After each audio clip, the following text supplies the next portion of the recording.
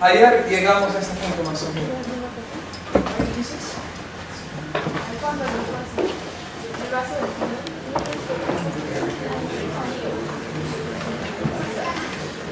Entonces, ayer llegamos con la introducción a la síntesis extendida, es decir, la síntesis darwiniana que todo el mundo conoce, espero por lo menos, más allá que los genes. Entonces, una pregunta fundamental que la síntesis moderna, la síntesis darwiniana, neodarwiniana no puede responder es ¿por qué hay homologías?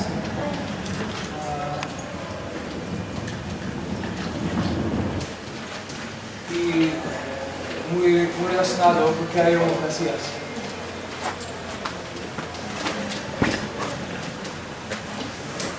Entonces, esta mañana será el curso será enfocado sobre una explicación un poco más mecanicista, dar detalles sobre el origen de una de las homoplasías más importantes, es decir, la multicelularidad. En el periodo cambriano, más o menos, ¿cuántas? 542 millones entre 600 y 542 mil millones de hace años, en estos 60 millones de años, que en tiempos evolutivos bastante poco, se originaron todas las formas de seres multicelulares, esencialmente. Y no solamente se originaron los seres multicelulares, sino también todos los planes multicelulares se originaron. Entonces, en 60 millones de años, nacieron seres multicelulares con segmentación y con un sistema nervioso y con patas y con carapaces y todo. Y esto en 60 millones de años. Entonces, esa es una pregunta, tal vez la pregunta fundamental que no puede responder la síntesis moderna. Si todo fuera caso, ¿por qué en 60 millones de años todo esto pasó? O tenemos la chance de ser en una versión de la esfera evolutiva que permite esto, o si no hay mecanismos atrás. Y pienso que hay mecanismos atrás de esto. Entonces, no está Mariana, pero tengo la chance de esta charla para agradecer a Emilio y Mariana, que son esencialmente las dos personas, junto a Lourdes también. Todas las cosas que dicen en este curso es Lourdes que me ha pasado de referencias. Pero es gracias a Emilia y Mariana que he desconocido esencialmente el mundo de la biología evolucionista. Antes solamente conocía de la adolescencia.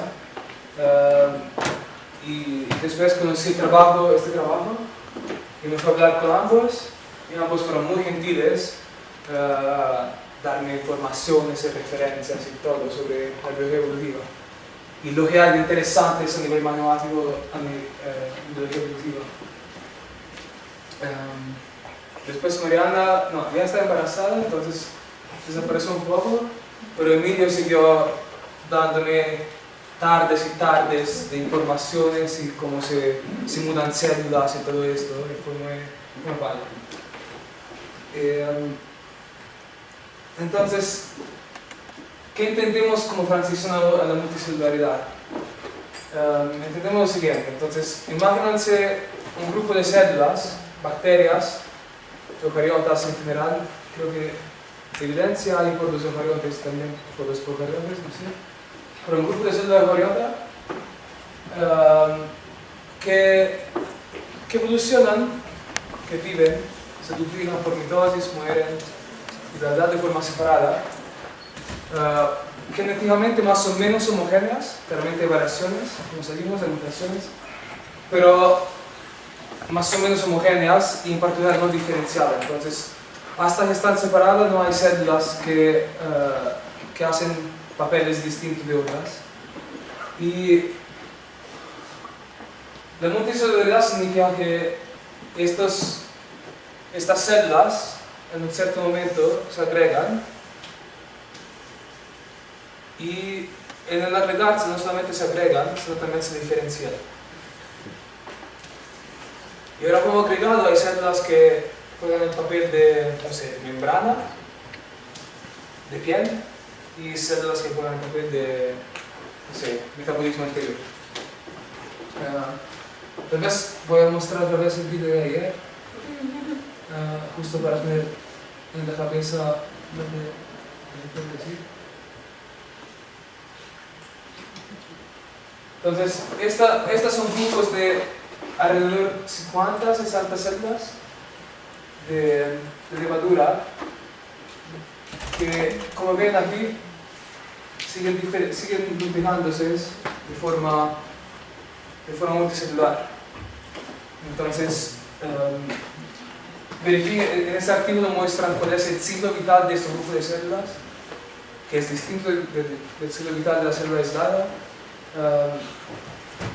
Y el hecho de que si toman este grupo y lo matan, como lo deshacen, la célula muere. Entonces, en este caso, en estos 60 días, no solamente se desarrolla la multicelular como algo emergente, sino como algo indispensable. Una vez que la tienes, no puedes regresar a ser unicelular. Entonces, se forma una simbiosis entre las células, es decir, que estos son de verdad organismos multicelulares en el sentido estricto del término.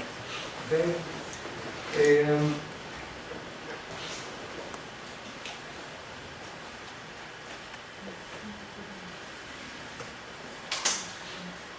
Ok, quiero terminar ahora con la parte biológica.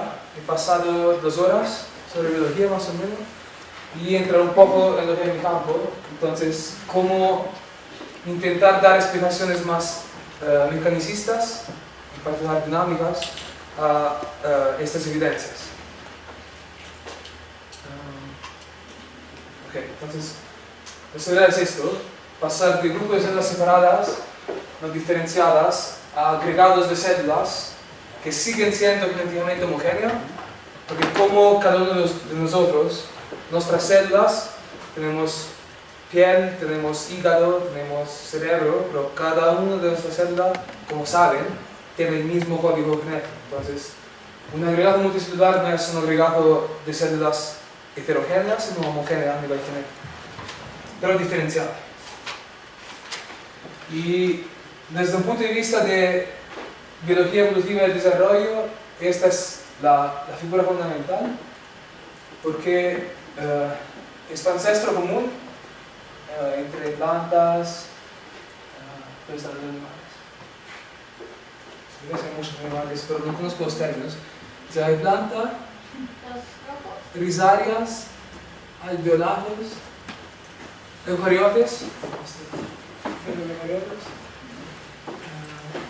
Bueno, todas estas especies, bastante ancestrales, tienen un ancestro común que no era ni multicelular ni unicelular, no sabemos.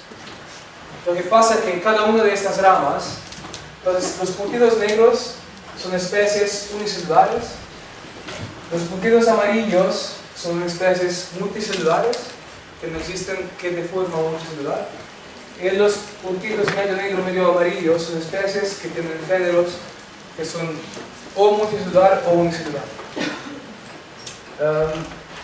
¿Por qué es importante esta figura? Porque muestra que la multicelularidad no es algo que partió aquí, no es algo que se ha heredado en el curso de la evolución, sino es algo que se ha creado de forma independiente varias veces en distintos linajes. Entonces, es tal vez el ejemplo más universal de homoplasia. Pueden seguir creyendo en el caso, pero yo aquí no veo caso. Digo, no es posible que todos estos linajes desarrollen casualmente un fenotipo multicelular de forma puramente casual. Digo, si hubiera 1 sobre 100, sí, tal vez sería casual, pero el hecho de que haya un porcentaje como el 30, el 50% de linajes que son multicelulares, esto no es caso. Un medio sobre toda esa población no es caso. Hay algo atrás. O pueden seguir en el caso, yo no. Y entonces, lo que hacen en este artículo es justamente intentar buscar mecanismos, explicaciones más concretas a por qué los seres de ser unicelulares se volvieron multicelulares. Entonces, cuando buscan mecanismos de matemática en general, necesitamos hipótesis. Desafortunadamente no podemos hacer las cosas de un sombrero así. Pero las hipótesis que buscamos son hipótesis, esperamos lo más general posible, ser hipótesis que podemos verificar de forma muy sencilla. Entonces la primera hipótesis que hacemos es que la herencia genética de este grupo de células, antes de ser multicelular, entonces cada célula aislada, tiene la posibilidad de ser multiestable. ¿Quién es confiado del concepto de multiestabilidad? Levante las manos. Multiestabilidad.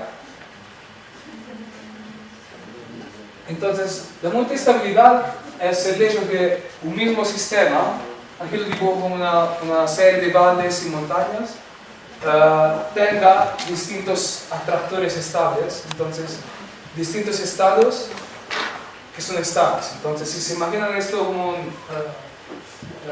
montañas, el hecho que mi coche o mi bicicleta de forma natural caiga aquí o aquí, depende del sistema mismo y de las condiciones iniciales. Entonces el mismo sistema soporta distintos estados estables y atractores. Esto claramente es un ejemplo de memoria. Entonces el hecho de que tenemos memoria es debido a esto. El hecho de que el mismo sistema físico de nuestro cerebro soporta distintos estados estables.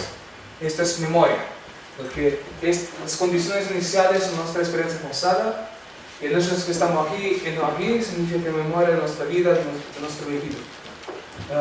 En el caso del cerebro, este panorama se puede modificar, y a veces perdemos memoria, una memoria se crea, pero la biestabilidad es un proceso fundamental en biología porque justamente da a las células o los seres biológicos en general un modo de acordarse de lo que pasó. Y entonces, para demostrar que la memoria es algo universal, no lo voy a demostrar, pero voy a dar como la primera cosa, la primera ecuación de indicarla. Eso fue un esfuerzo, pasar 2 horas sin hablar de ecuaciones no fue sencillo. Pero esta ecuación, que es muy sencilla, creo, ya nos explica cómo sucede el hecho que redes genéticas de forma casi universal son biestables o multiestables. Entonces, ahí dice esta ecuación. Entonces, A punto es la derivada de A respecto al tiempo. Entonces, el lado derecho de esta ecuación nos dice a un tiempo dado si A crece o decrece. ¿Okay? Si este lado es positivo, A está creciendo. Si este lado es negativo, A está decreciendo. ¿Está claro para todos? Y para un gen, entonces imaginamos A como un gen, una red genética bastante compleja. Un gen se degrada en el sentido que si no seguimos exprimiéndolo, sus productos, el gen mismo, después su rato desaparecen. Entonces, el hecho de que un gen se ha exprimido más o menos a un tiempo dado, es dado por la suma de la degradación y de la activación. Entonces, A0 es el resultado de todas las moléculas, genes, propiedades intrínsecas de una célula que exprimen un gen. Entonces, A0 es positivo, A es positivo. Esta constante capa D es positiva, de forma que si quitamos toda esta parte de activación, como es natural esperarnos, la expresión de este gen decrece a 0. Y hacemos una hipótesis que este gen será autoactivado también. Entonces, aquí es como el gen que se autoactiva directamente, pero esta activación puede ser mediada por muchas moléculas en muchos genes, de los cuales nos olvidamos, y para hacer las cosas sencillas, decimos, cuando el gen A se exprime, producen moléculas y que activan genes que producen moléculas que al final promueven la activación del gen A, del gen A mismo. Entonces, ¿cómo funciona S en función de A? Tenemos esta función que es una función de Hill. ¿Conoces la función de Hill? Pues las funciones de Hill son sigmoides en el plano positivo. Entonces, como hablamos de concentraciones, tiene sentido solamente quedarnos en el plan Y positivo, X positivo. La concentración no puede ser negativa y sus productos tampoco pueden ser negativos. Y las funciones de Hill, como término cuadrado, es algo más o menos de esta forma. Entonces parte de 0, se queda más o menos 0 por este cuadrado. Entonces totalmente cerca de 0 es un cuadrado. Y después satura porque se toma el límite por A muy grande, tienen infinito sobre infinito. Entonces 1 en este caso. Entonces esta función, si nos olvidamos de esto, esta función es algo que parte de 0 y satura 1. Y con esta constante kappa A controlamos cuánto podemos saturar esencialmente. ¿Es claro esto?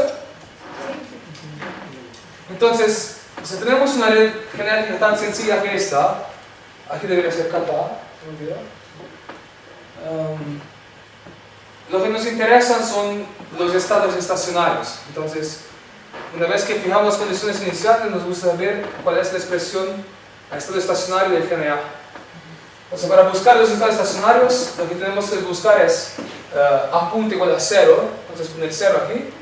Y si hacen esto, como es natural esperarnos, al estado de equilibrio, A punto es igual a 0 si la degradación de A más la activación de A es igual a 0. Entonces, para buscar los equilibrios de esta red genética, tienes que poner kappa D veces A igual a 0 más S de A kappa A igual a 0. Pueden hacer esto de forma numérica, de forma analítica, como quieran. Una pregunta. Sí. En este caso, estabas asumiendo que el agregado son reales todos los componentes. ¿Cómo? ¿Tienen el mismo material genético? Esto pasa dentro de la misma célula. O sea, pero no es un agregado. Es No, por el momento es una célula. Entonces, A es un gen específico al interior de una célula. ¿Ok? ¿Esto era claro? Sí. Entonces, por el momento estamos en una célula y A es un gen cualquiera que tiene la propiedad de degradarse, como cualquier gen, y de autoactivarse. Y esto no es cierto para todos los genes, pero es bastante universal. ¿Okay? Entonces, si queremos saber cuál es la expresión de A a estado estacionario, buscamos entre estas intersecciones. Entonces, esta no se ve ni el rojo ni el negro. ¿Ve el rojo y el negro? Sí,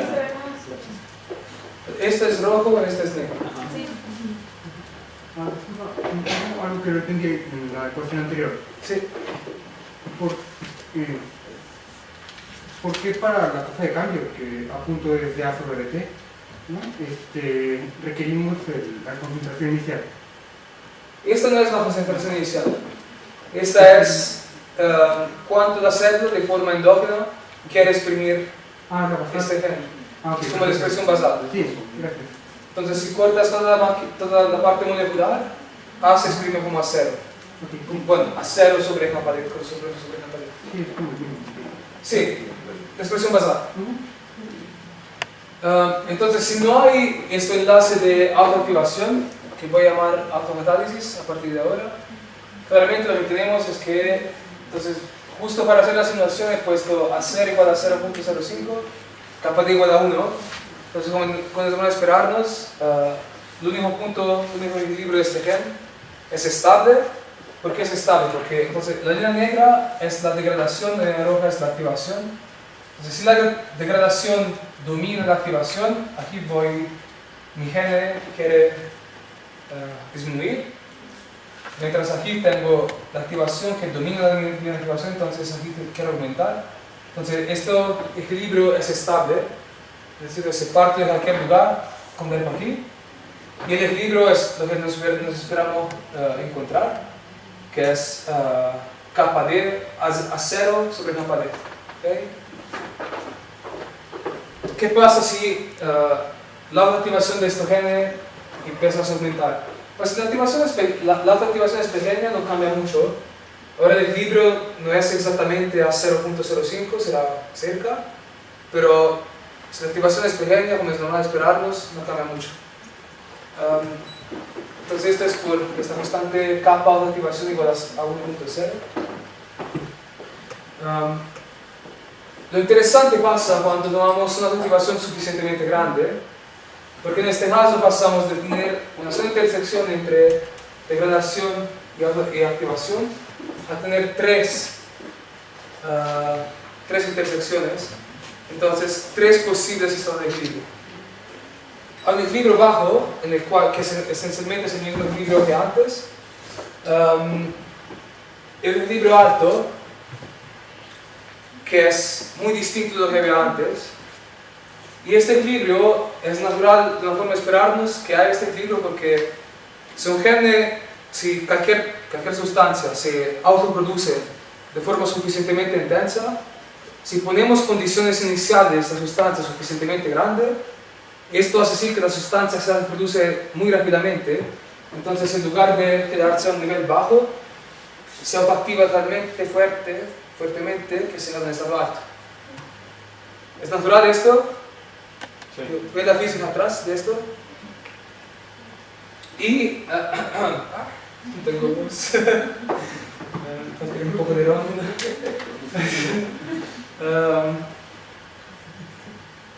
Cada vez que tienen dos estados estables, necesariamente tienen también un estado inestable que los separas. ¿Ok? Esto es como por continuidad. ¿Lo ven esto?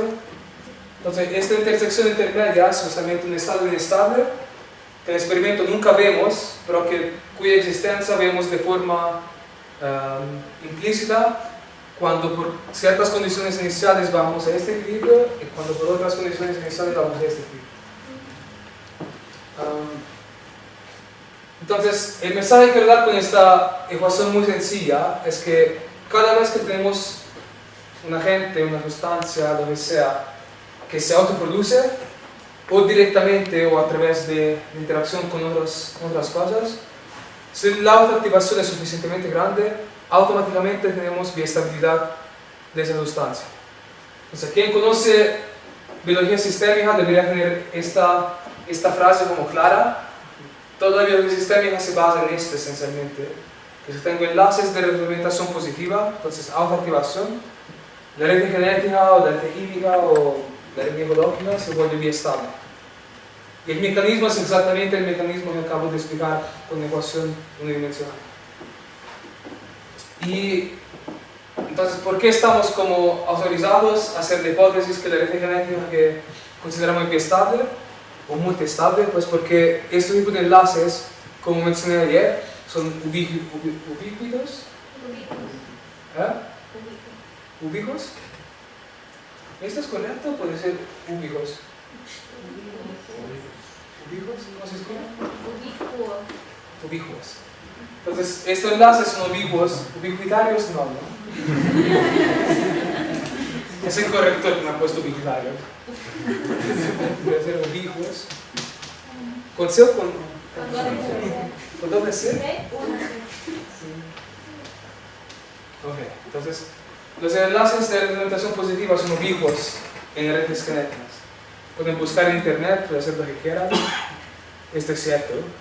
No sabemos cuántos son fuertes, esto es más difícil. Pero el hecho que hay genes cuya expresión es autorregulada positivamente, estos ubicuos. Entonces, en esta serie de hipótesis que necesitamos para sacar un modelo matemático de la transición a multisingularidad, por lo menos que la red genética sea multiestable, pienso que los biólogos también aquí pueden darme el ok. Hay biólogos que dicen que no. Ok. ¿Quién es biólogo aquí? Pensé mucho más. Entonces hay matemáticos que conocen muy bien la biología. A diferencia de mí. Entonces, la próxima hipótesis que voy a hacer, la voy a hacer en el caso de los BPM. ¿Se acuerdan qué es un BPM? Módulo dinámico de patrón.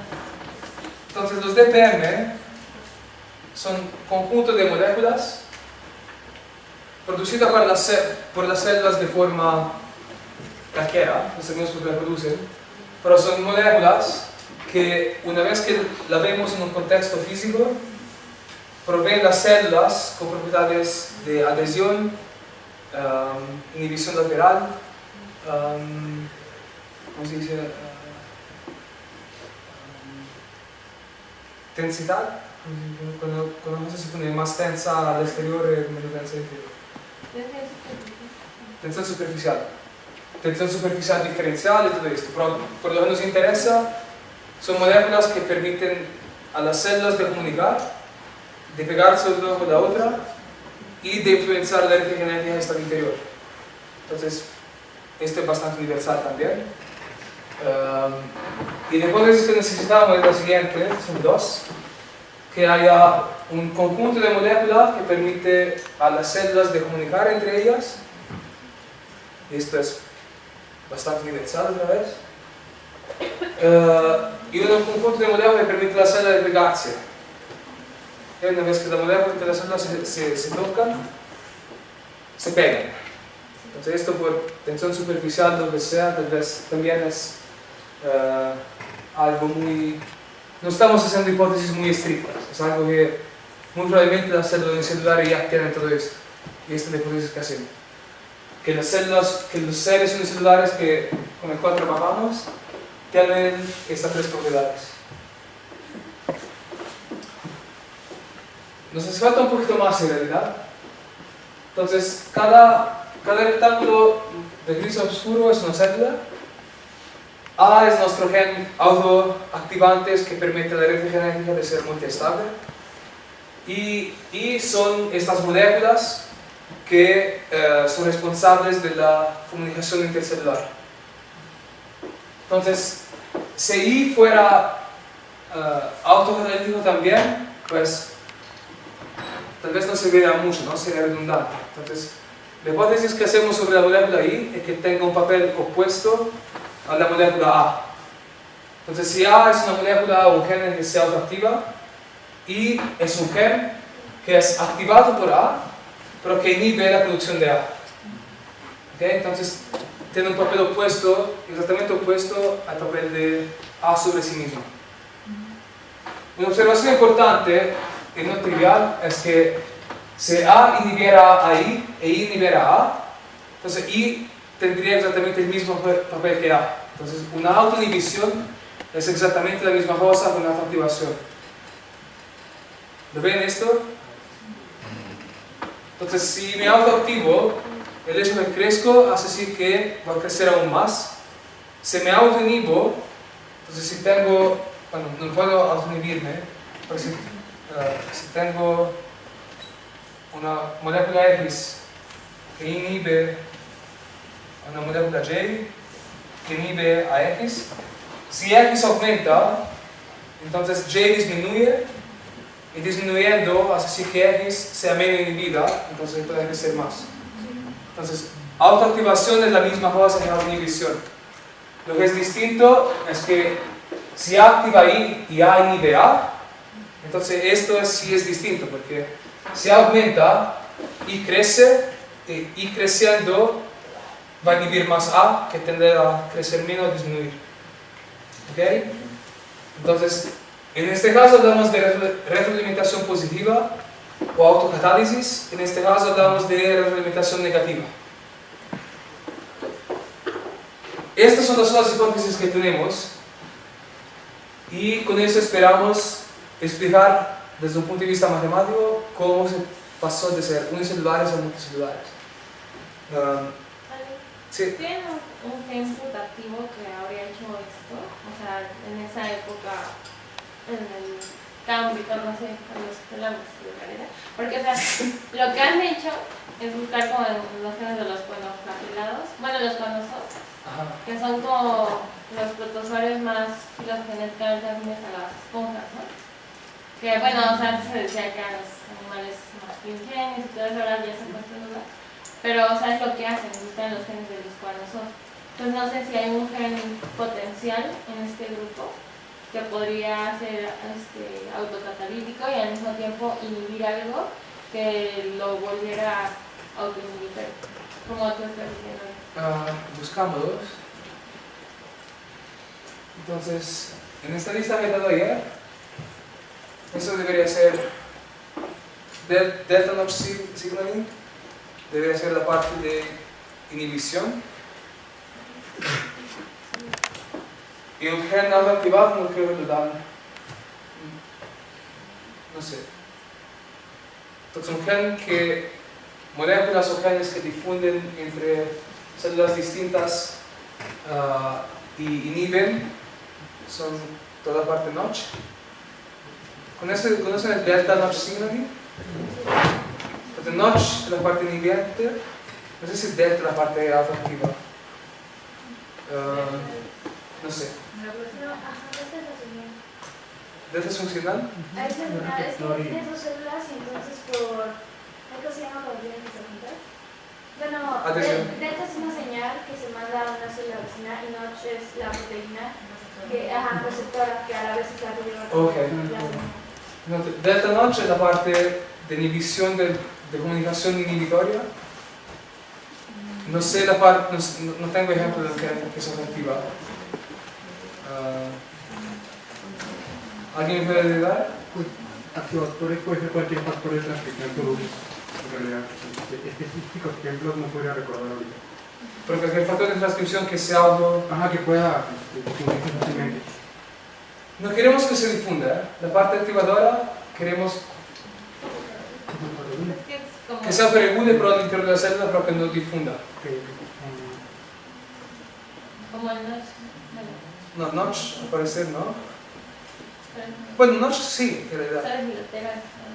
Sí, digo, en realidad se ve notch como algo que se autoinhibe, como acabo de decir, autoactivación y autoinhibición son las mismas cosas. Entonces, probablemente notch es mediador de ambos fenómenos, lo estoy diciendo. Pero algo distinto no tengo idea. ¿Qué es una falla de esto? No es una falla porque esto, Dynamic Pattern Model, se ha entendido como algo intercelular, no intracelular. Entonces, falta buscar una molécula o un gen que sea autoactiva y que se relaciona con notch. Y esta es una tarea que os dejo.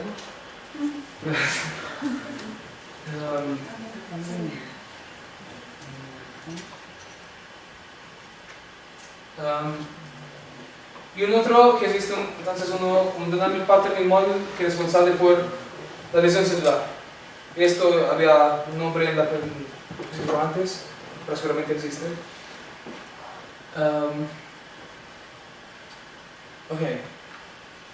Que la parte de comunicación intercelular y sea inhibente, sea producida por A, inhibente sobre A, entonces que normalmente sea una retroalimentación negativa.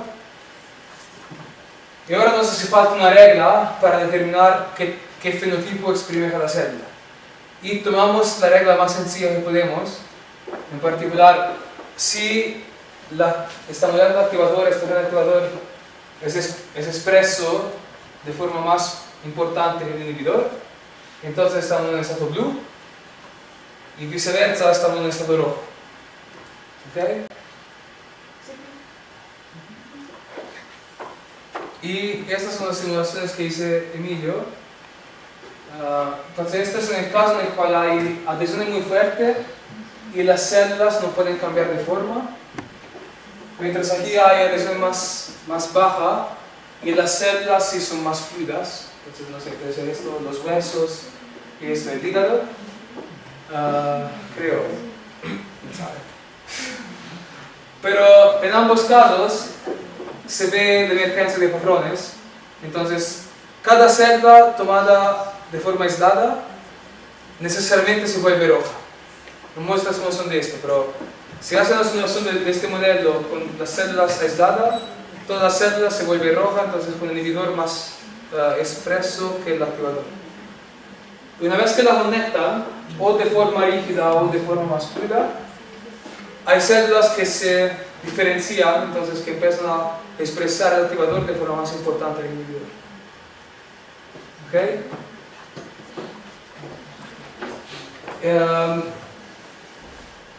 Eso es muy importante porque da una prueba, por lo menos numérica o conceptual, del hecho que en un agregado de células se puede diferenciar también si las células solas son no diferenciadas.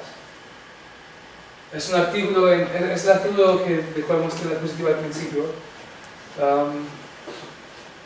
Y hay una discusión muy bonita que contrasta este enfoque muy dinámico con un enfoque más de tipo optimización y selección natural. Entonces, contrastar este enfoque que no presupone, que no asume ningún tipo de diferenciación al origen, un enfoque de tipo más clásico.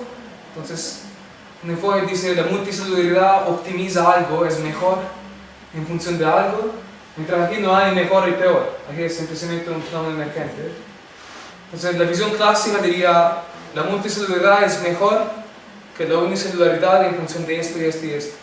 Entonces, en el artículo donde hay estas simulaciones hay toda una discusión sobre las consecuencias conceptuales de usar algo muy dinámico o algo más con más principios, en particular el hecho que nuevas formas se crean si es solamente si son mejores de lo que había antes, mientras aquí no hay ni peor ni mejor. Para mí esto es fundamental, porque peor y mejor es algo que nosotros entendemos, por la naturaleza no lo entiende.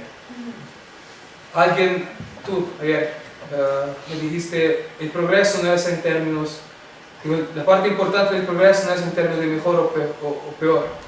El hecho de que la gente se dé cuenta del progreso es porque la concepción del universo se volvió de estática a dinámica.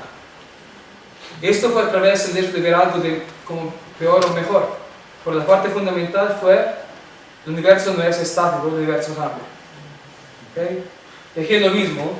Si usamos hipótesis como la que he dicho para explicar la transición entre unicelularidad y multicelularidad, no estamos dando ningún tipo de concepto antropomorfo de mejor o peor para explicar este fenómeno. Mientras que la síntesis moderna no extendida necesita conceptos antropomorfos para explicar algo, entonces ya ven que conceptualmente es un lazo cerrado. Necesito conceptos que han sido evolucionados para explicar algo como la evolución. ¿Okay?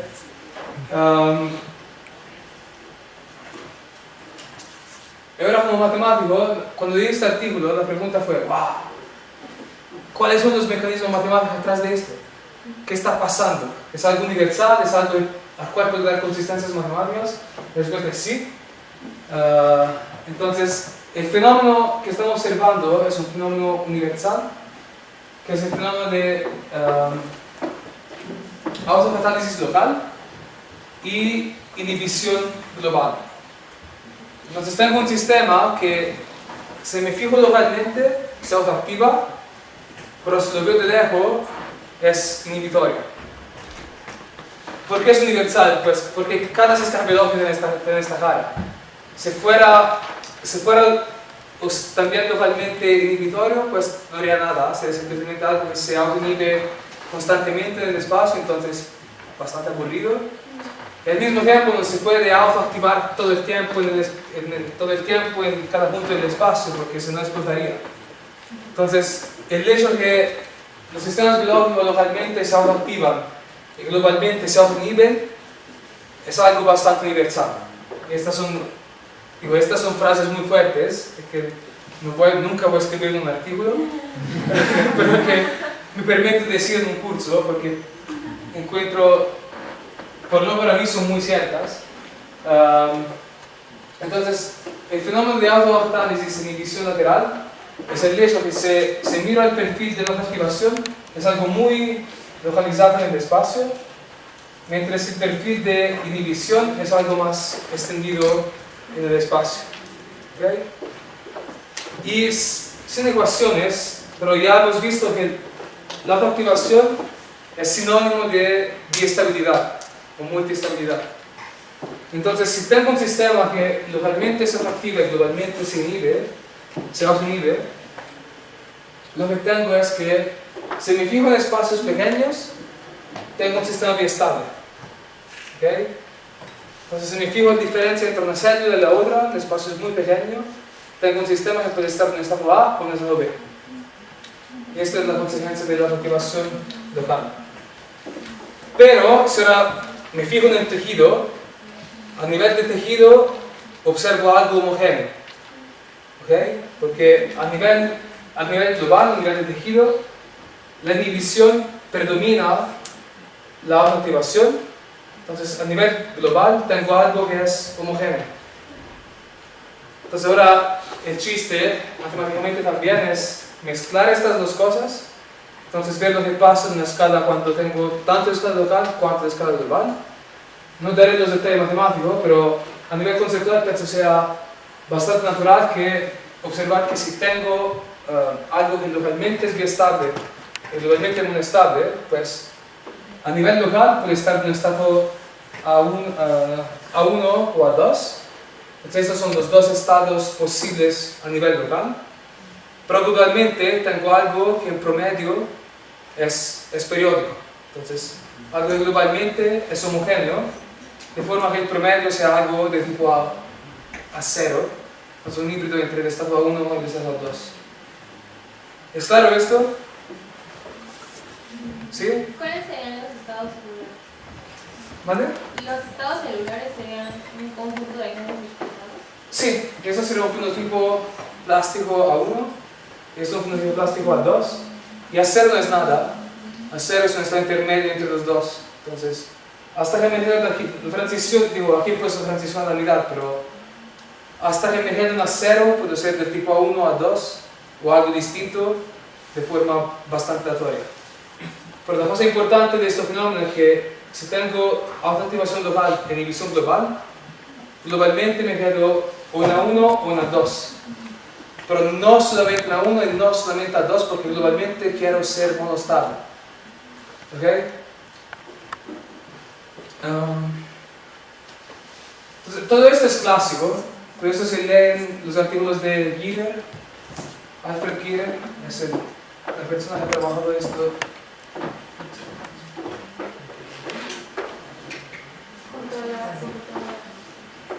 Entonces, Alfred Giger es la referencia a buscar por quien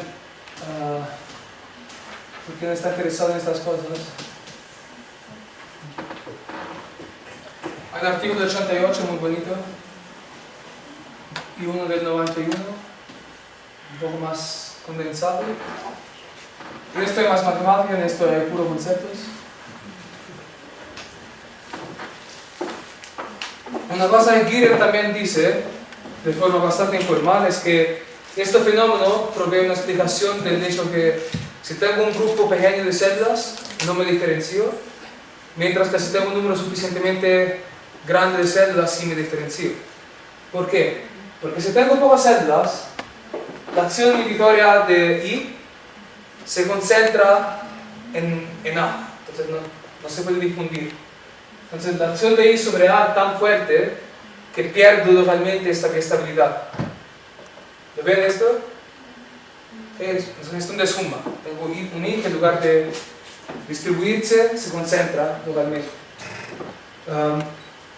Y ahora si mi tejido empieza a crecer, si el número de células empieza a crecer, va a haber una transición continua claramente entre un estado monostable y un estado de patrón, pero con el tejido suficientemente grande sí va a haber diferenciación celular.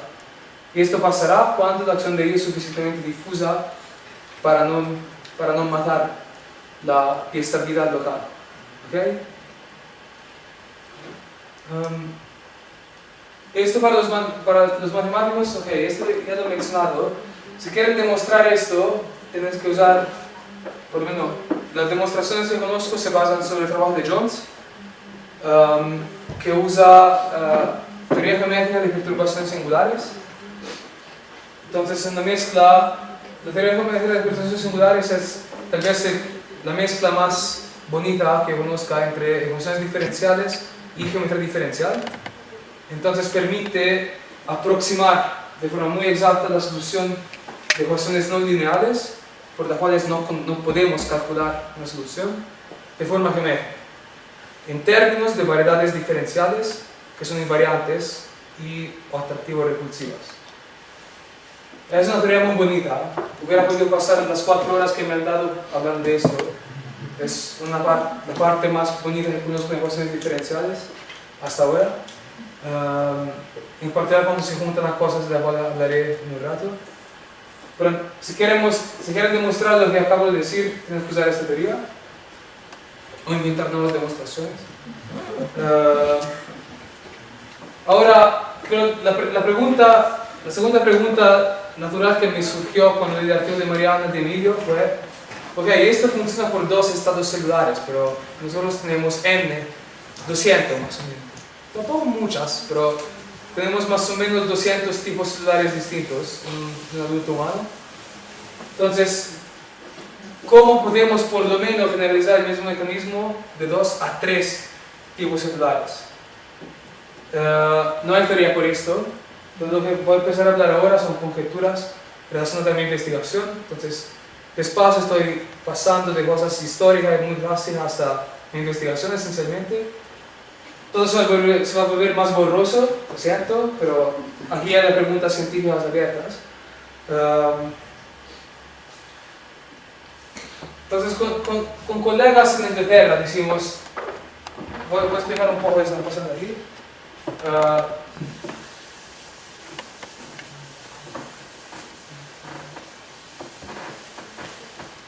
Observamos lo siguiente, decimos, ok, la inhibición lateral, la diferenciación por autocatálisis de inhibición lateral funciona así. Tengo algo que se autoactiva localmente, es decir, a corto plazo. Puede ser una sola célula o solamente las células vecinas, pero muy pocas células a corto plazo. Entonces tengo un enlace de autoactivación a corto plazo junto a un enlace de autoinhibición a largo plazo.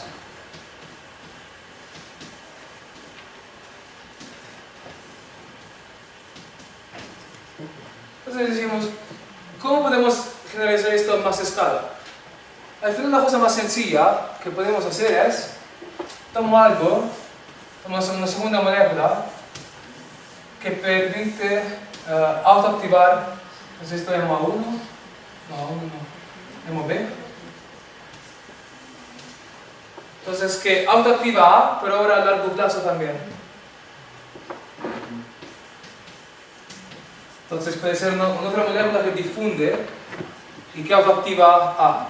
A no difunde, se queda en una sola célula, I difunde, B difunde, pero la diferencia entre I y B es que I inhibe A y B activa A.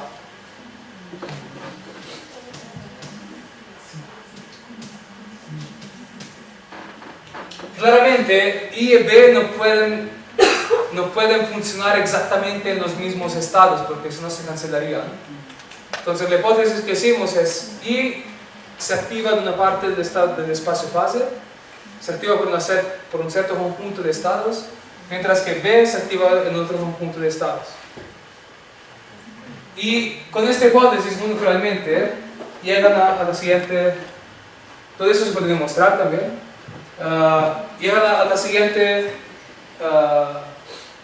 situación, de cual tiene biestabilidad, pero no entre dos estados estables. Entonces, hasta que tenía solamente A que es activa, tenía biestabilidad entre dos estados homogéneos de A. Ahora cuando pongo B en paralelo a I, lo que tengo es biestabilidad, entonces un tejido que puede estar o en un estado en el cual las células son de tipo A, de tipo B de forma periódica, o son homogéneas en un estado A, en un nuevo estado, en un estado 3. ¿Okay? Esto ya lo tengo por lo que tenía antes, entonces este patrón periódico es la consecuencia de A e I. Pero el hecho que haya bistabilidad entre esto y esto es porque tengo un nuevo enlace B. ¿Okay? Y ahora la cosa más sencilla que podemos hacer es seguir con la construcción. Entonces, en paralelo de esto, ponemos una molécula C o J, que nivel A. Y cuando hacen esto, globalmente el tejido, como antes, tiene que ser monostable. Entonces, lo que observan localmente son transiciones entre un estado A1, A2 y A3. ¿Ok? Conceptualmente, ¿esto es claro o no? El principio es siempre lo mismo. Tengo biestabilidad a una escala y monoestabilidad a una escala más grande. Entonces, localmente, o estoy en un estado o estoy en otro, pero globalmente tengo que estar en ambos para que el promedio sea cero. ¿Okay? Entonces, antes tenía solamente el estado A1, A2, lo que crea este patrón periódico A1, A2. Ahora tengo tres estados, que en realidad son dos. Entonces, un estado es el patrón periódico, un estado es A3.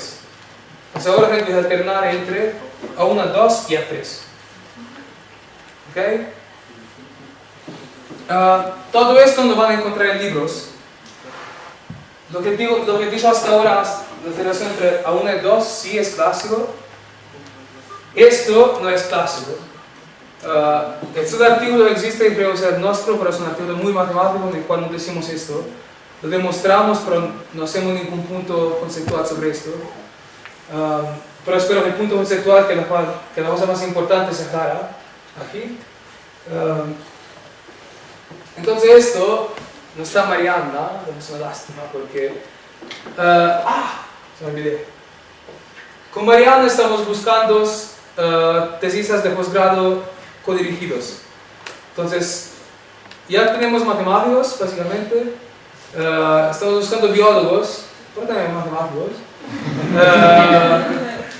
que trabajan en tesis de posgrado. Son proyectos bastante grandes. No son preguntas chiquitas, son preguntas de maestría, pero son preguntas de doctorados esencialmente, que trabajan de forma codirigida entre Mariana Benítez en el Instituto de Ecología de la UNAM y yo en el Departamento de Matemática de la Facultad de Ciencia. Una de las preguntas que Mariana me ha puesto es ¿cómo podemos explicar que el mismo tipo celular, tan más grande es el tejido, tan más grande es el ser multicelular, tan más grande es el número de tipos multicelulares exprime? Entonces ya hemos visto que con el mecanismo clásico, cuando el tejido se engrandece, pasamos de 1 a 2, y aquí es lo mismo. Entonces, si tenemos un tejido muy chiquito, todos estos enlaces de retroalimentación positiva y negativa se balancean, porque todo está muy localizado. Entonces, no tiene sentido hablar de corto plazo, largo plazo y ultra largo plazo.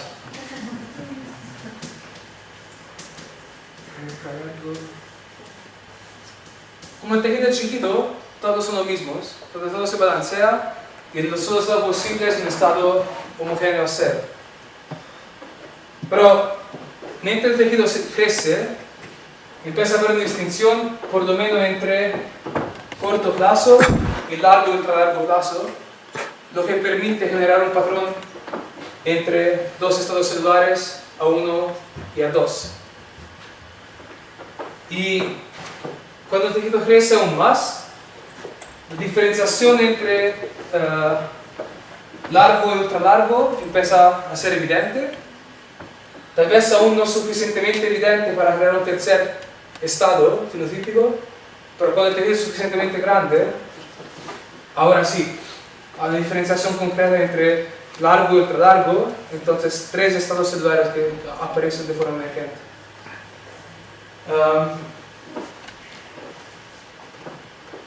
Todo esto falta verificarlo experimentalmente. Estas son puras conjeturas. Pero no sé cuáles cosas podemos decir con las hipótesis tan débiles que hemos dado al principio. Entonces partimos de células no diferenciadas y mecanismos que permiten solamente pegarse y comunicar. ¿Okay? Entonces, para los matemáticos que conocen la formación de patrones no lineales,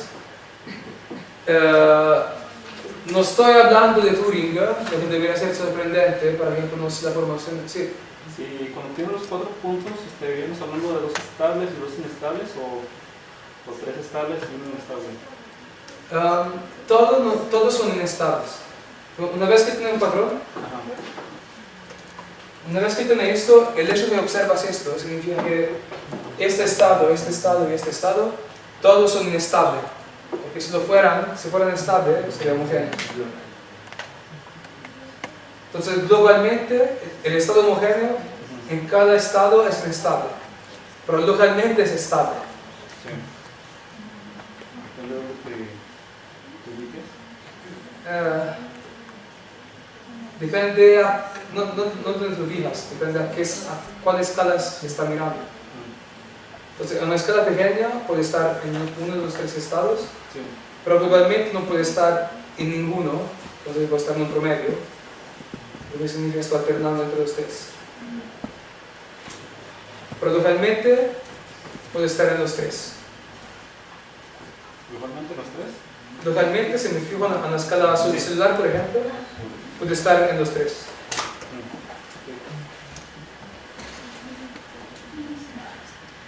Esto es claro para todos, la diferencia entre global y local. Es la misma cosa que tienen cuando tienen un sistema que está oscilando en el tiempo, por ejemplo. Aquí está oscilando en el espacio, pero ahí mismo puede ver en el tiempo. Cuando tienen un ciclo límite, están oscilando entre un estado alto y un estado bajo constantemente. Entonces, si toman un promedio temporal, están constantes, pero localmente en el tiempo están o en un estado A o en un estado B. ¿Okay? Aquí es lo mismo. Localmente puede estar solamente en A1, A0 o A2, pero globalmente tengo que estar en un promedio.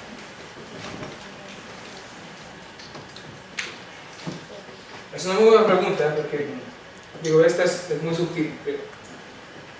Sin matemáticas se vuelve más complicado que con matemáticas, porque con matemáticas esto es claro, pero conceptualmente diferenciar local y global falta un poco de razonamiento, creo. La cosa importante es que donde tengo estos mínimos, estos mínimos, estos mínimos, esto es completamente independiente de mi sistema. Mi sistema es autónomo, entonces formo un patrón, pero donde formo el patrón no está determinado. Esa es la invarianza espacial de mi sistema. Exactamente como si tiene un ciclo límite, estar en un máximo, en un mínimo, depende de dónde ponen el origen del tiempo, ¿okay? Es donde pone el origen del espacio. Entonces, la natura emergente debe hacer esto muy rápidamente. ¡Wow! ¡Está altísimo! Quiero llegar a la parte conceptual. Entonces, ¿por qué conozco Turing? No estoy hablando de Turing por el siguiente hecho. Entonces, Turing es un fenómeno de bifurcación local.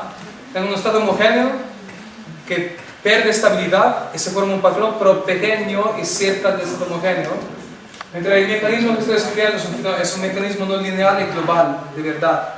Entonces tengo biestabilidad local, entonces no tengo un equilibrio cerca del cual puedo linealizar mi sistema y hacer un análisis de tipo Turing. Y obviamente un estado. Entonces, el mecanismo que estoy describiendo es intrínsecamente no lineal y global, a diferencia de Turing. ¿Por qué esto es importante? Porque en Turing los patrones que se crean son casi sinusoidales, son armónicos, casi. Entonces, se imagina que si tengo un poco de ruido con un mecanismo de tipo Turing, todo se vuelve muy borroso. Mientras si tengo un sistema que alterna entre un estado A y un estado B de forma global, pues si hay ruido no me importa mucho, porque aquí tengo ruido, pero cuando brinco tengo ruido abajo. Entonces un mecanismo de ese tipo es mucho más robusto que un mecanismo de tipo Turing para crear patrones. Y la robustez es fundamental claramente para la biología. Sin robustez no habría biología. Y de forma más abstracta, yo por lo menos no he encontrado ninguna extensión de tipo multiescala Turing. Entonces Turing permite explicar patrones de esta forma, pero no permite explicar patrones de esta forma. Mientras lo que acabo de decir, sí, siguiendo añadiendo estas escalas, podemos pasar de 2 escalas a 3 escalas a 4 escalas y bla bla. ¿Dónde está la figura?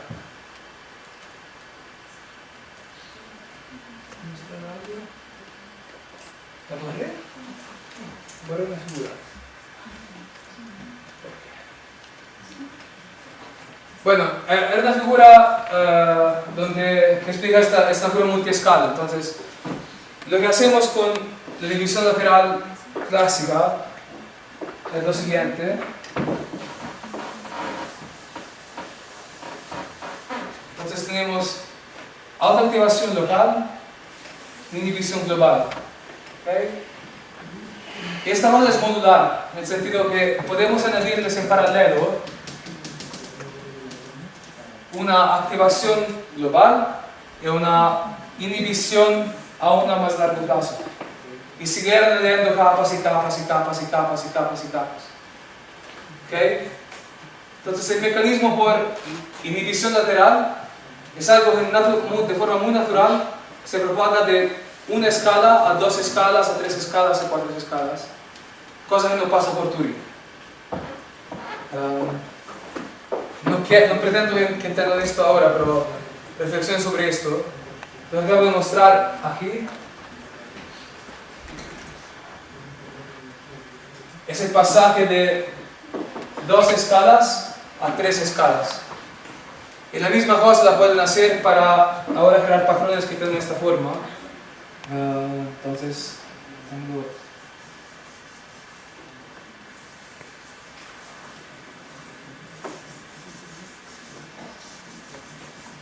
Y así. ¿Okay? Pueden hacer exactamente lo mismo. Y va a funcionar. En Turing esto no es posible. Lo que por lo menos para mí cuestiona mucho la relevancia de Turing para el modelado biológico. La importancia de Turing es histórica, porque Turing mostró que todo ese tipo de cosas pueden pasar de forma emergente, pero ahora pienso que no son bastante cosas para pasar más allá de Turing. Unas preguntas que me he inventado así, para que vienen de esta observación matemática es: hay otros DPM que lo que dice aquí, que dice es Newman. Entonces Newman se enfoca en la primera capa de diferenciación, pero no va a múltiples escalas. Entonces hay preguntas abiertas a nivel experimental de buscar DPM que sean responsables de esta formación de patrón multiescala. Y una pregunta de nivel evolucionista muy importante, creo, es ¿cuándo aparecieron estos DPMs? Entonces, los organismos inicialmente eran muy chiquitos, eran unicelulares, o sea, bicelular, tricelular, bla bla. Hay una correlación entre la esfera evolutiva y los DPMs y sus escalas. No sé. Un papel que nadie considera en evolución para aquí es muy importante, es el papel de la electricidad. Entonces, como saben, cada célula tiene un potencial de membrana. Las neuronas son excitables, pero también cualquier otro tipo de neurona, de célula, tiene un potencial de membrana. Entonces tiene una parte bioeléctrica que se junta a la parte molecular. Este es un vídeo de esta chica que conocí este verano, que trabaja en el desarrollo de ranas, en particular el papel de la bioelectricidad en el desarrollo de ranas. Espero que pronto llegue al vídeo.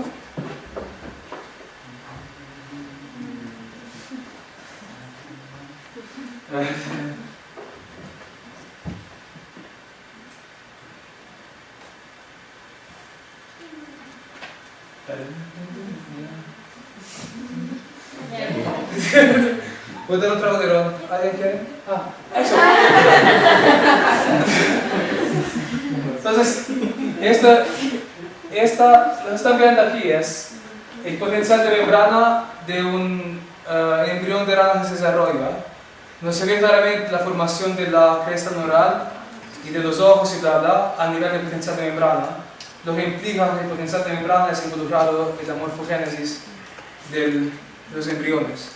y esto es algo completamente inexplorado tanto a nivel evolutivo, digo, a nivel de desarrollo, este grupo en Boston es el solo que lo hace, a nivel evolucionístico no existe. Entonces aquí hay muchas cosas que explorar. ¿He terminado? Sí, ok. Con esto termino la parte matemático-biológica, ahora paso a la parte puramente matemática. ¿Hay preguntas sobre esto?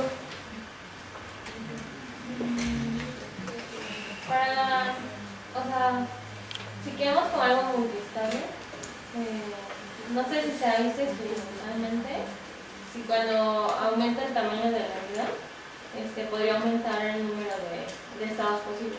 Porque no sé. O sea, eso estaría correlacionado con esto de que se difunda la inhibición, ¿no? A nivel matemático lo que pasa es que algo que aislado es monostable, se puede volver biestable por interacción celular. Esto sí pasa. Entonces puede ser que la interacción celular cree enlaces de representación positiva tal que la célula sola es monostable, biestable o n estable, mientras el tejido es m estable con m mayor que n. Esto sí puede pasar.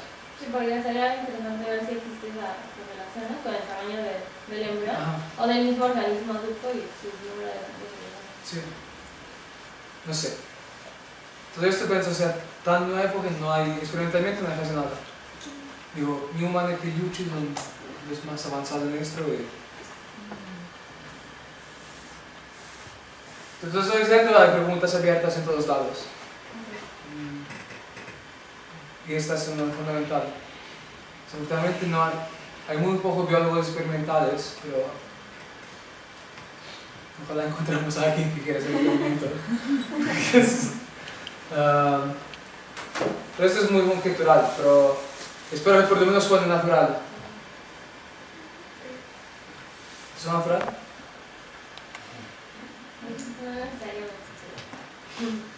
Si suena natural a ella, no debería sonar natural a nadie.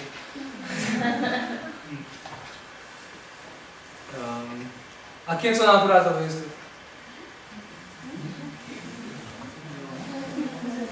Levante las manos que todo esto suena completamente natural. ¿Parcialmente natural? ¿Completamente absurdo?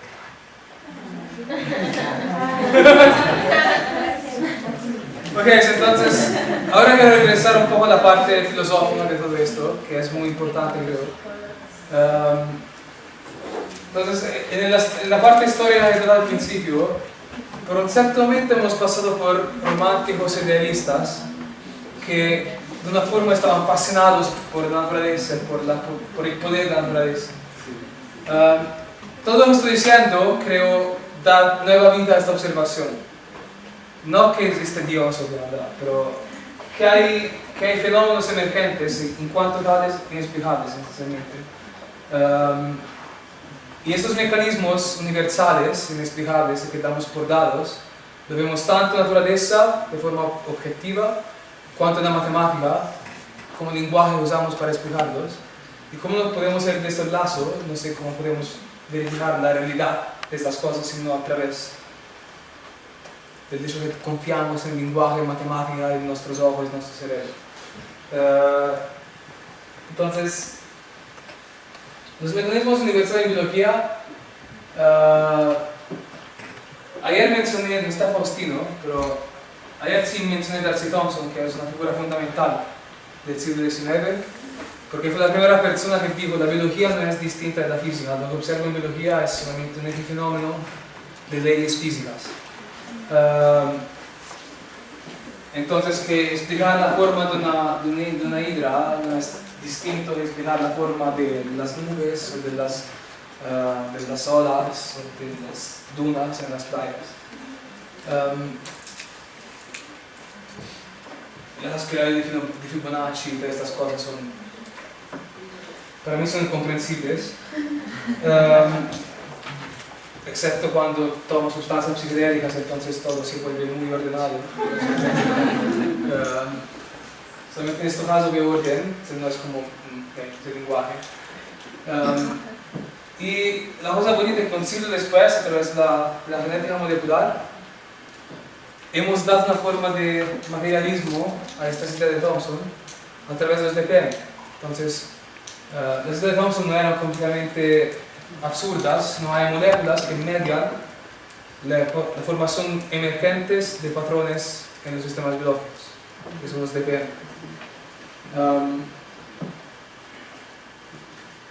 Lo que no me gusta hasta ahora es que no hay un equivalente matemático.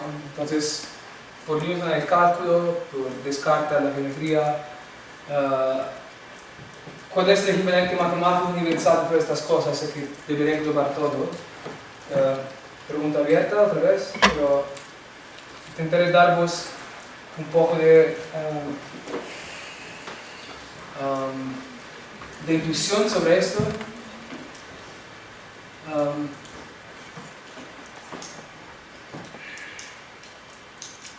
¿Por qué he puesto esto? Porque ustedes no se borraron. No, es muy importante. Entonces si leen todo esto, lo que está diciendo es por qué la física es tan bien desarrollada a nivel matemático y la biología no.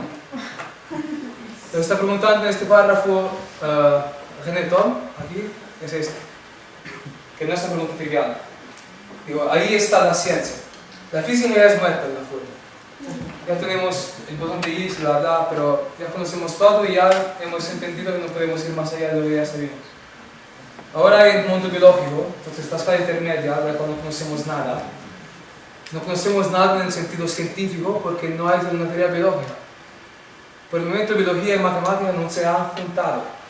Podemos decir lo que queremos, puede ser bioinformática, biología computacional, pero no tenemos una matemática para los sistemas biológicos. Eso es un hecho. Y lo que dice Thom aquí es esto, ¿por qué esto nos está pasando? Y en su libro Stratostability and Morphogénesis, que es un libro muy absurdo y muy difícil de leer, porque es escrito por esencialmente una geometría, una persona que hace topología geométrica, no sé qué, pero cosa muy abstracta, tiene una medalla Fields por el concepto de cobordismo entre variedades topológicas. Y después dijo, ¿sabes qué? Quiero aplicar esta biología. Y escribió este libro que tiene muchas ideas concretas, pero es muy obscura de leer. Pero lo que está formulando es esto. ¿Dónde está la matemática para los sistemas biológicos? A la mitad del siglo pasado no teníamos y no la tenemos ahora. Entonces, el enfoque que Thom tuvo, el esfuerzo que hice, fue de forma muy abstracta dar una matemática, intentar crear una matemática para los sistemas vivos. En todo su libro pasa dibujando figuras de geometría algebraica, como entonces buscar los ceros de una función, esencialmente. Entonces, bajo qué condición los ceros de una función se reproducen en formas biológicas. Entonces, creó este concepto de singularidad. Entonces, funciones cuyo cero es muy degenerado, por ejemplo, solamente un punto, que cuando la perturbo, crean formas biológicas. Entonces, tienes la singularidad labios, la singularidad beco y bla bla. Y es muy absurdo. Es muy absurdo, pero es muy concreto al mismo tiempo. Porque hice una conexión entre geometría algebraica y biología, que es enorme. Y la conexión entre biología y ecuaciones diferenciales es trivial. La conexión entre topología algebraica y biología no es tan trivial, pero es muy cierta. Porque cuando, bueno, llegaré ahí al final de esta hora, unos años más tarde, Ian Stewart y Martin Golubitsky, ambos viejitos geniales, que conozco y que son maravillosos, tienen casi 70, 80 años ahora, son apasionadísimos de sus investigaciones y luchando y todo. Escribieron este libro, donde esto es otra vez el William Blake. Entonces Blake en este cuadro dibuja a Dios no tanto como creador de algo, sino como geómetra. Entonces, Dios, del cual no podemos ni sabemos de qué hablamos, pero esta cosa que determina todo, dices, seguramente es un geómetra, porque por lo menos la forma en la cual vemos el mundo sí es muy geométrica. Y el concepto fundamental en este libro es el concepto de ruptura de simetría. Marie Curie, que seguramente conocen para sus trabajos en química y mecánica cuántica, estaba convencido de este principio, que es muy natural, que dices, si actúo de forma, por ejemplo, con simetría bilateral, los efectos tienen que tener simetría bilateral. ¿Okay? Eso es natural. Pero no es cierto. No es cierto porque, por ejemplo, si toman esta imagen de otra vez de Thomson, entonces toman un vaso de leche perfectamente circular y le hacen caer al interior una gota de leche perfectamente circular, lo que obtienen no es un cilindro, sino es una forma de esta forma. Entonces, el sistema original tiene simetría perfectamente circular, lo puedo cambiar de cualquier grado, y ni la gota ni el vaso cambian, pero el efecto que produce, ahora si lo cambio de poco, esto cambia. Entonces, la simetría ahora es discreta. La simetría que tengo aquí, lo puedo cambiar del ángulo entre esto y esto, es más o menos igual. Si lo cambio de este ángulo discreto, tengo la misma imagen, pero si lo cambio de un ángulo intermedio, obtengo una imagen distinta. ¿Claro lo que pasó? Entonces parte de un sistema original que tiene una simetría de 360 grados completas y lo que obtengo es un sistema que tiene una simetría discreta. Entonces buena parte de la simetría del sistema original se ha perdido, se ha roto. Por eso ruptura de simetría. Un otro fenómeno que pueden imaginarse mentalmente es, si tomo una lata perfectamente cilíndrica y empiezo a aplastarla de forma perfectamente vertical, y hago una fuerza crítica en la cual el cilindro se rompe y empiezan a formarse arrugaciones que no son cilíndricas. ¿Okay? ¿Se imaginan esto? Un otro fenómeno es esto: si tengo un camión o un coche que viaja de forma perfectamente recta en una calle, si la velocidad es suficientemente alta, los vórtices que se crean atrás no son simétricos, sino va a haber algo a veces más fuerte de un lado, más fuerte de otro. Entonces otra vez tengo un sistema perfectamente simétrico que rompe la simetría. ¿Dónde está esa simetría? Realmente se crea, se mantiene, no se puede, como todas las cosas se mantienen. Se mantienen por el hecho que, por ejemplo, aquí, donde se forman los bozos, es esencialmente aleatorio. Entonces se forman bozos que rompen la simetría, pero donde se forman es completamente impredecible. ¿Okay? Entonces, ahí se ve otra vez el principio de Curie. La simetría inicial se ve reflejada en la simetría final a través de donde se forman los bozos.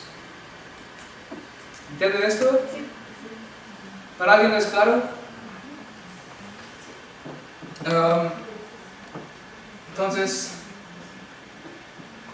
desde un punto de vista, esto nos dice que si tenemos un sistema y buscamos la formación de estructura emergente, esto necesariamente corresponde a ruptura de simetría. Porque si ya tengo simetrías, no es verdaderamente emergente. Si tengo una simetría inicial, observo un patrón que refleja esta simetría, pues no es emergente. Ya había una simetría que determina el patrón. Si un patrón es emergente de verdad, parte de algo completamente homogéneo, isótropo y bla bla bla, observo algo que no es isótropo, que no es homogéneo y bla bla bla. Y esto es emergente.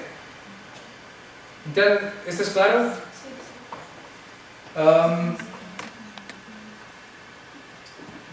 Esto viene del libro de Kulvisky Stewart, que muestra cómo, por lo menos en las fases iniciales, el desarrollo es esencialmente un proceso de ruptura de simetría. Entonces, parte de un embrión que es perfectamente esférico.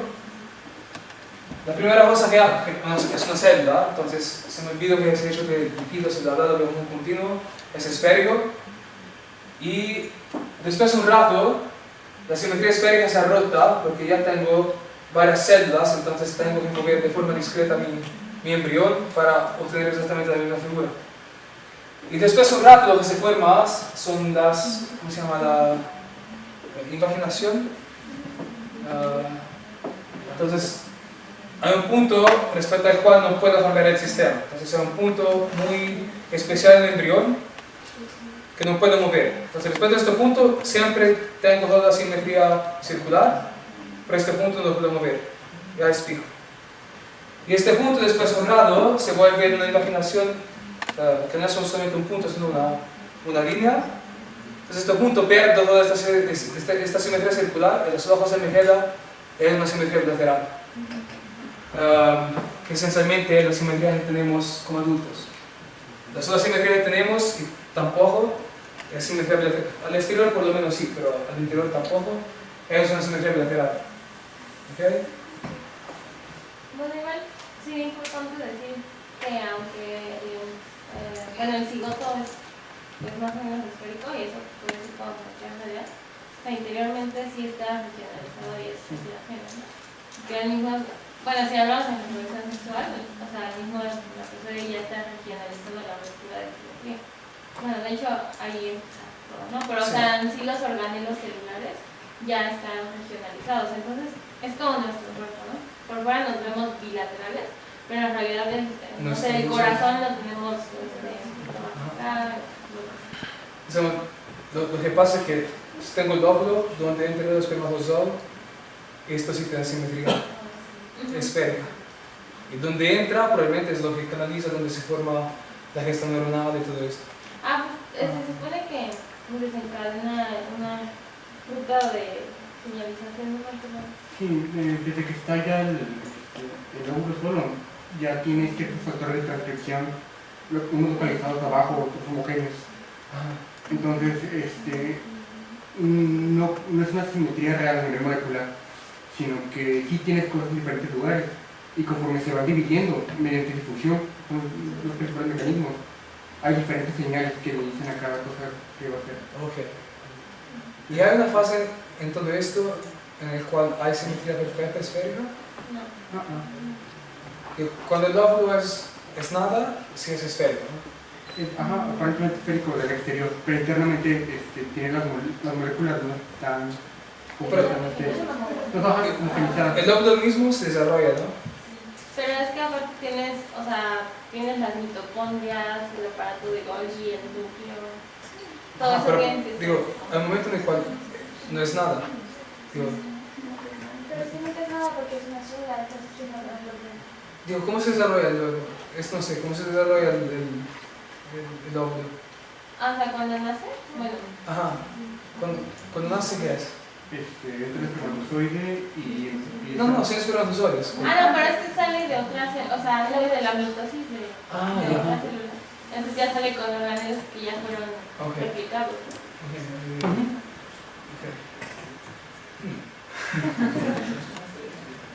Un comentario, porque esto del óvulo es en el caso de humanos, ¿no? Pero en otros organismos, por ejemplo en el pesebra, el óvulo aún sin fertilizar no es perfectamente simétrico, porque está, no sé cómo se llama en español, la yolk, lo que tiene los nutrientes.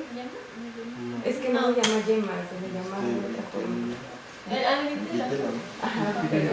Bueno, que tiene los nutrientes, todas las proteínas y todas esas cosas. Y la célula que se empieza a dividir y empieza a formar el embrión está en un extremo del epitelio de la célula. Entonces ya desde un inicio no es perfectamente simétrico. Creo que depende mucho de la escala realmente. O sea, no existe la simetría tampoco en nosotros, ni siquiera exterior, tenemos unos neurones que otro así.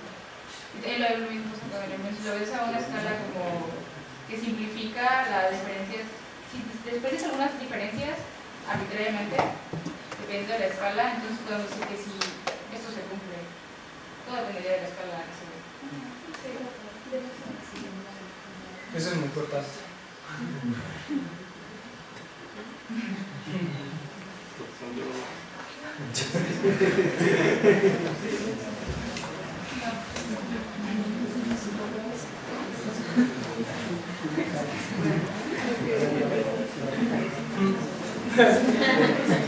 Es como si salimos de la escala biológica y vamos a la escala física, ahí sí tal vez es otro poco, pero tal vez tampoco.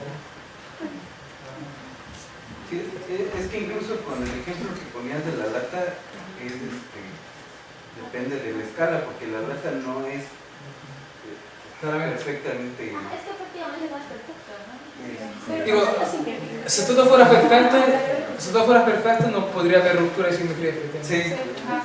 Ahora, el asunto de la ruptura de simetría, a mí siempre se me ha hecho chistoso porque o sea, partes de una idealización donde sí tienes un grupo de simetrías continuo, bonito, etcétera.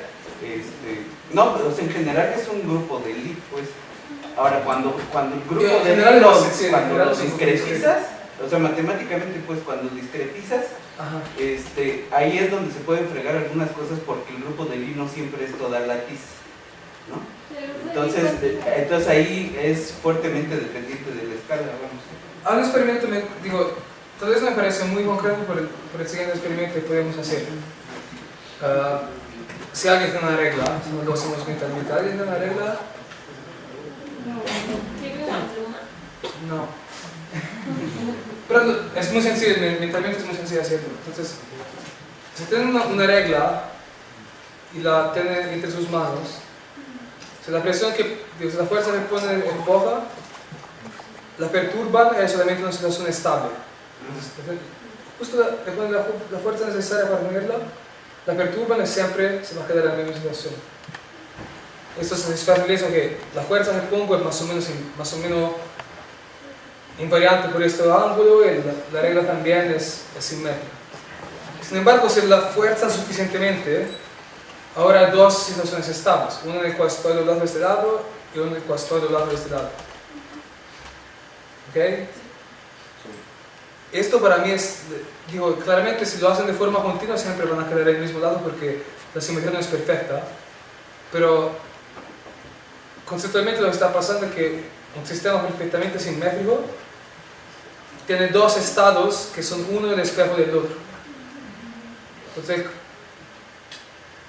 esto también a nivel cuántico, el concepto de spin es muy importante porque tengo moléculas que pueden estar con un spin abajo o arriba y la sola cosa que distingo es viendo al espejo esencialmente. Y es lo mismo. Entonces, yo pienso que aquí hay algo más fundamental que el hecho que la simetría no es perfecta, sino el hecho que de verdad hay estados que son simétricos respecto a un grupo. Entonces, por la data, si lo hago de forma continua, la simetría es perfecta, no veo nada, pero como hay corrugaciones se rompe, pero tengo un grupo discreto. Entonces, lo que pasa es que la simetría que veo al final es siempre un sottogrupo del grupo inicial. Entonces, parto con simetría de la identidad y ahora paso a simetría Z2. Mientras en la data parto de simetría que es el toro y voy a la simetría de las relaciones discretas. Pero esto no depende del ruido. Y en el desarrollo tampoco depende de los detalles interiores. Parto de algo que puedo usar en cualquier forma, obtengo la misma cosa. Y tengo algo que tiene una simetría mucho más pequeña que el otro.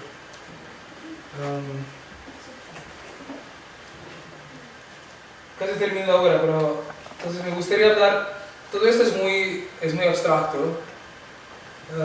En mi trabajo he intentado dar un poco de consistencia trabajando con neurociencia, con gente que hace experimentos de neurociencia. Nos dan preguntas concretas y no que me hubiera gustado aplicar esto. He llegado a aplicar este tipo de teoría por preguntas experimentales y la forma en la cual esto ha pasado no es a través de Tom, no es a través de Golubitsky por otras cosas, a través de este libro. Todos conocen la teoría de bifurcaciones, ¿no? La teoría de bifurcaciones, algo que nadie dice, es la siguiente cosa. Entonces, creo que nadie da esta figura de teoría de bifurcaciones que es fundamental. Tengo un estado X, el estado de mi sistema, y sobre este estado X puedo actuar con un parámetro de bifurcación, que es un control. Entonces esto es la corriente que aplicamos, la temperatura, un conjunto de todo esto, la presión, lo que quiera. Esto es cómo controlamos un experimento. Puede ser un vector, puede ser un escalar, pero hay una jerarquía entre un parámetro que se llama lambda, que es el parámetro de bifurcación, y un estado que es x. Entonces, la contribución principal de este libro es en teoría de bifurcaciones como nos las dan en los cursos clásicos, nos hablan de equivalencia topológica. Entonces tenemos el espacio X y actuamos con difeomorfismos en este espacio para obtener una X', y queremos que lo que vemos aquí sea equivalente a lo que vemos acá. ¿Ok? Golubitsky dijo, el concepto de difeomorfismo en el espacio de estado no me dice mucho sobre un problema de este tipo, porque se olvida completamente que hay una jerarquía entre lambda y x. Entonces, da una definición de equivalencia entre diagramas de bifurcación ahora, no entre campos vectoriales, sino entre diagramas de bifurcación, que reescribe completamente la teoría de bifurcaciones, por lo menos en términos de resultado, en términos constructivos. Y a nivel experimental, su enfoque es fundamental porque lo que hacemos en experimentos no es tener una caja X con parámetros alfa. No, tenemos una caja X sobre la cual actuamos con un parámetro específico. ¿Ok?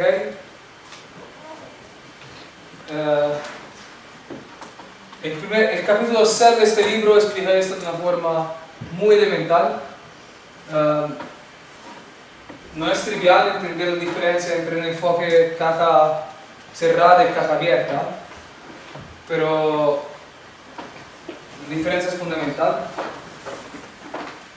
Y ahora podemos preguntarnos, ¿qué voy a decir?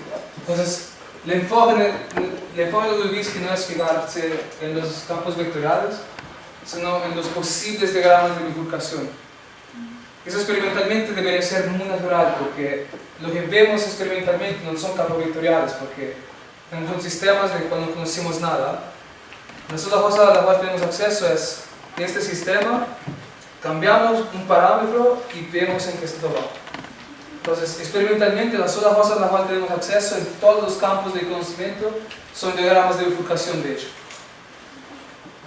Y toda esta teoría se enfoca en esto. Se enfoca a clasificar los diagramas de bifurcación. Y hay este teorema que se llama teorema de clasificación, que dice que los diagramas de bifurcación posibles no son cualquier cosa, sino son parte de un conjunto finito de diagramas de bifurcación. Entonces, lo que vemos experimentalmente no es cualquier cosa, efectivamente, sino es algo al cual podemos dar nombre, es algo finito, y matemáticamente eso se refleja en el hecho que, bueno, aquí podrías continuar. Entonces, son infinitos, pero son nombrables, son discretos. ¿Okay? Entonces, nosotros decimos hasta qué complejidad queremos ir, y esto es lo que vemos. Entonces, este enfoque permite preguntarnos cuál es la singularidad, cuál es el diagrama de bifurcación que corresponde a la transición a la biestabilidad. La respuesta es la pitchfork. Entonces, parte de nuestro estado es si buscan los ceros de este polinomio, que es la forma normal de la pitchfork, entonces todos los sistemas que tienen esta forma se pueden reducir, transformar a esto. Ve que por beta menor que 0 tengo solamente una solución, porque tengo menos cubo menos x, entonces algo monótono, entonces 0 una vez. Entre pues beta mayor que 0 tengo 3 cruces de 0, entonces 1, 2 y 3. Entonces aquí estoy en un estable, aquí estoy en estable. Y un mensaje que mandamos que estamos intentando enviar entre las líneas en lo que estamos publicando es que cuando vemos una formación de patrón a 2 escalas, lo que tenemos es histeresis más 2 escalas. Si tenemos 3 escalas, tenemos histeresis más 3 escalas, y así. Entonces no tenemos distintos sistemas, cada uno con su modelo, sino tenemos el mismo modelo cualitativo que explica toda una serie de sistemas que pueden ser físicos, biológicos, lo que sea. El mecanismo no cambia en términos de singularidad organizadora y separación de escalas temporales. Entonces, este libro da toda la parte sobre la parte algebraica, la parte sobre cómo se bifurcan las cosas, pero cuando queremos mezclar esto en sistemas que tienen tiempo, tienen espacio, las operaciones de clases temporales vienen de este trabajo que ya ha mencionado Jones, que es una reescritura del trabajo en realidad de Fennigen, que son matemáticos de los 70. Entonces ahora, con esto termino, lo que estamos... me puse la imagen aquí, cuando la busqué. Pero lo que estamos viendo es un mapeo entre mecanismos universales en biología, dado por los DPMs y procesos físicos, y su correspondiente en matemática en términos de singularidades y separación de escalas temporales. Entonces esto es conectar esencialmente el trabajo de René Thom y la teoría evolutiva del desarrollo, que otra vez es algo completamente desconocido, y que creo en realidad sea muy importante. Entonces aquí también hay tesis a decir sobre esto, porque es algo muy inexplorado y por lo que me concerne muy evidente. Y con esto termino.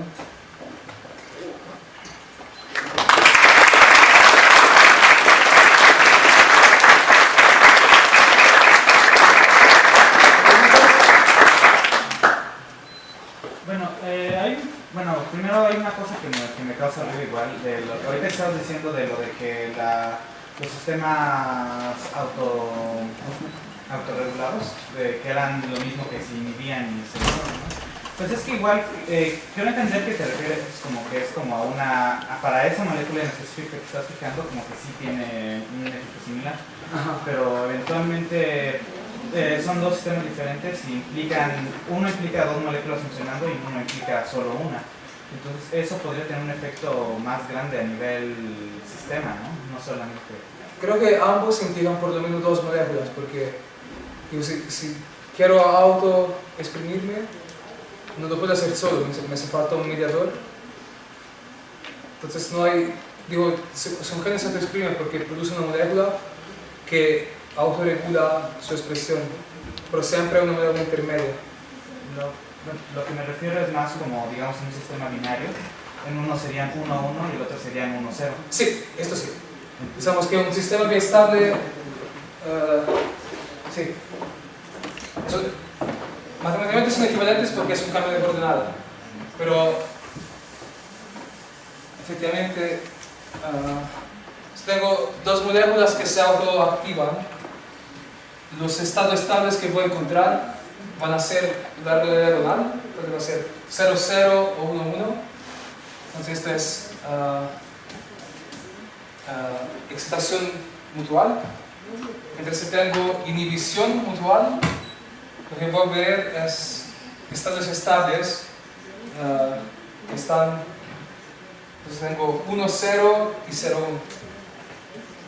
Bueno, lo que yo me refiero también es como esto podría tener la presencia de dos moléculas o la presencia de solo una dentro del organismo, podría tener también un efecto más importante a nivel sistema completo, ¿no? Es que nunca existe esta molécula. Siempre. Ajá, o sea, pues, para empezar, el que esté produciendo más de una molécula requiera más material para producirlo. Es que nunca es solamente una molécula. Siempre son por lo menos dos. En ambos casos. A nivel físico, un gene para actuar sobre sí mismo necesita productos. Pero, bueno, no sé, igual tal vez yo soy que lo estoy entendiendo mal, pero en el caso inhibitorio, hay una que está produciéndose, mientras que la otra está siendo limitada en su producción.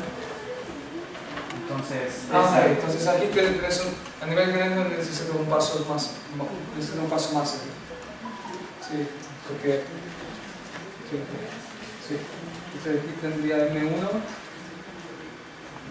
y esto autorregula de forma positiva un segundo gene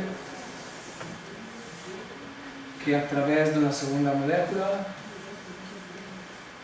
inhibe la expresión de este gen. ¿Es esto? Sí, sí. Sí, o sea, esas moléculas, una de las dos no estaría presente.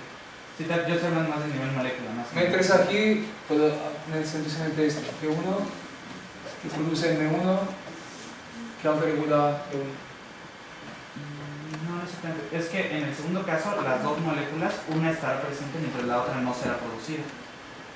Mientras que en el primer caso, aun si son dos genes, las dos moléculas están produciendo simultáneamente. No, están no son producidas porque nunca lo pagamos completamente. Al menos se reduce la producción. Se reduce mucho. Entonces, metabólicamente, este es más convenable.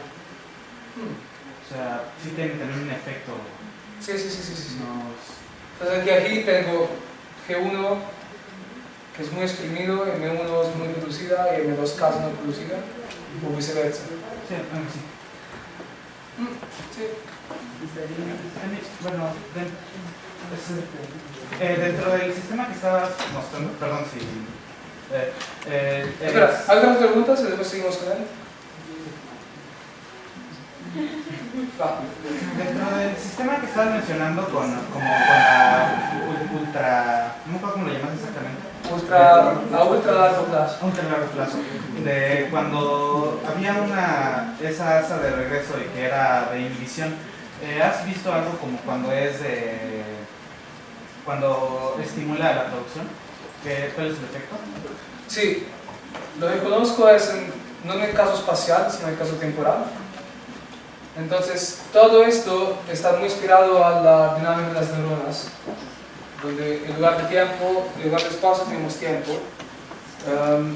Entonces, en las neuronas tenemos esto. Doy un nombre muy físico, muy biológico a todas estas moléculas. Entonces, tenemos el canal del sodio, que se autoactiva. Tenemos el canal del potasio, a través del potencial de membrana inhibe el potencial del sodio. Tenemos el canal del calcio, que provee este es largo plazo. Y después tenemos los canales de potasio activados por calcio. Y esto inhibe. Pero lo que pasa es que los canales de calcio pueden ser tanto lento cuanto ultra lento. Entonces, esta variable se expande a las dos escalas. Y cuando la contribución de esta se deviene muy ultra lenta, o en el caso espacial muy a ultra largo plazo, lo que se observa es esto. Entonces, tenemos un patrón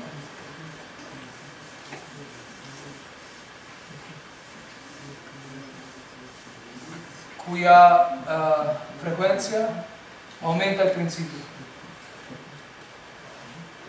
Pero esto tiene sentido en el espacio. En el tiempo, lo que se observa es esto. Entonces, se observa una transición de esto.